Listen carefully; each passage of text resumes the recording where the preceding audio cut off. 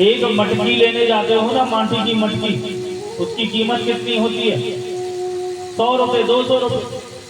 अब 200 रुपए की मटकी को खरीदने में हम लगभग 50 बार बजा के देखते हैं, पक्की है ना, कहीं से कच्ची तो नहीं है? जब मटकी खरीदने में हम 50 बार बजा करके देखते हैं, तो वो परमात्मा हमको अपनाने में कितनी बार बजा के देखेगा? पक्के हैं ना, कहीं से कच्ची तो नहीं। कच्चों की क्या जरूरत है साहब? वहां तो वही लोग जाते हैं जो बिल्कुल पक्के हैं, परिपक्व हैं। यही भक्ति है।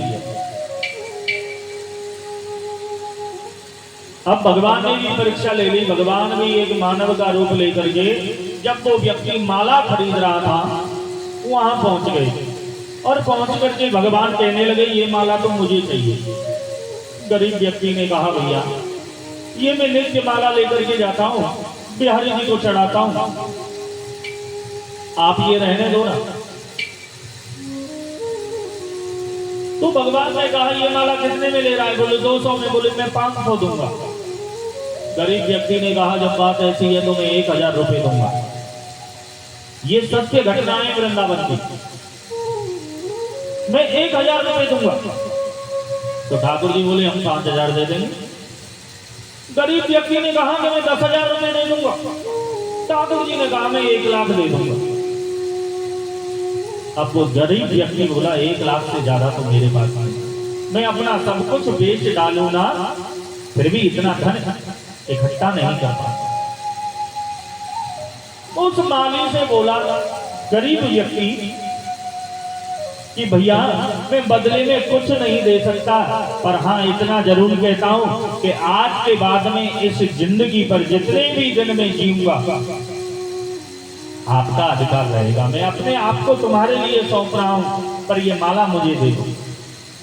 माली ने वो माला दे दी और वो भक्त गया और जाकर के बिहारी जी के चरणों में खड़ा हो गया और माला को लेकर के भगवान को पहनाने लगा, और फिर नेत्रों से अश्रु प्रभाव होने लगे।